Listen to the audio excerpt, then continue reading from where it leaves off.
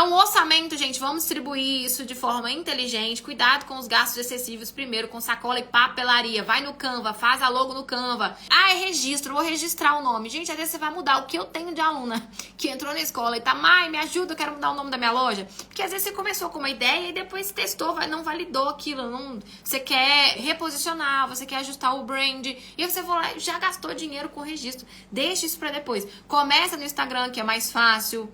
E aí depois você constrói o seu site, vai aos poucos, vamos respeitar esse passo a passo, tá? Então, planejamento de custos. E outro detalhe, os custos fixos que você vai ter com essa loja. Faça essa planilha de gastos aí. Se você já tem um ponto físico que tá de olho para abrir, a gente vai falar mais embaixo sobre isso. Mas pelo menos venda para pagar os custos fixos, você precisa vender dessa loja. Precisa abrir vendendo no mês isso para entrar num ponto de equilíbrio. Você precisa já ter a anotação ali do que você vai ter de gasto com essa loja, tá? Para planejar as suas vendas e as ações de vendas e as estratégias, ok? Vamos lá, planejamento de compras com foco no seu cliente. Quantas peças comprar? Você vai fazer um planejamento de compras focado na sua cliente. É um checklist. Quem tá no Fashion Club, quem investiu a R$ 49,90, eu vou mandar esse checklist lá pra vocês, tá? Quem quiser entrar no Fashion Club a R$ 49,90, eu explico no final da aula também. Você vai ter que separar aí os custos, né? O quanto que você vai levar pra fazer as suas compras, o planejamento focado na cliente, e não existe uma resposta pronta pra isso. Quantas peças eu vou comprar? Você vai ter o valor que você separou pras compras, e aí você já vai ter que fazer um planejamento na investigação do markup. O que é markup? Markup é o índice multiplicador. O que você tem que pensar? Quanto que eu vou pagar no preço de custo no máximo dos produtos no atacado? Eu tenho esse parâmetro quando eu investigo a minha cliente e analiso onde ela compra, que tipo de peça ela compra, quanto que ela paga num produto, com o que ela trabalha, para você ter uma média de quanto ela paga por um produto, para você trazer aquilo que vende, você não viajar lá no atacado, porque às vezes a gente viaja e fala, eu vou vender isso, chega na hora de colocar o valor, não faz sentido para ela investir aquilo, ela não tem condição de verdade. Tem aquelas que é porque não mostrou o valor, o diferencial da peça, e tem aquelas que realmente não vai ter o recurso, tá? E aí, o que a gente tem que pensar? Dessa reposição, por exemplo, eu tenho R$ 10.000 para fazer compra, tá?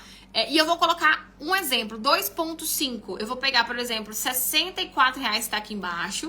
Vou fazer na calculadora vezes 2,5. Não é o que tem que ser feito. Primeiro, você tem que calcular custos fixos e variáveis da sua loja para saber quanto de lucro que você vai ganhar. Eu aprofundo nisso na escola Moda com Propósito, tá bom? Ok, e aí o que você vai pegar? Aí a gente chegou num preço médio de venda de R$ 160,00. Então, a média dos produtos, R$ 160,00 que eu vou vender na loja. Um exemplo que eu tô dando. Vou vender de 160, vou vender um valor mais baixo também, tá? Porque a gente precisa trabalhar com faixas de preço. Aqui é um exemplo do markup 2,5. Não tô falando que é uma regra, tá? Então, tem gente que faz 2,5, só apenas vezes 2.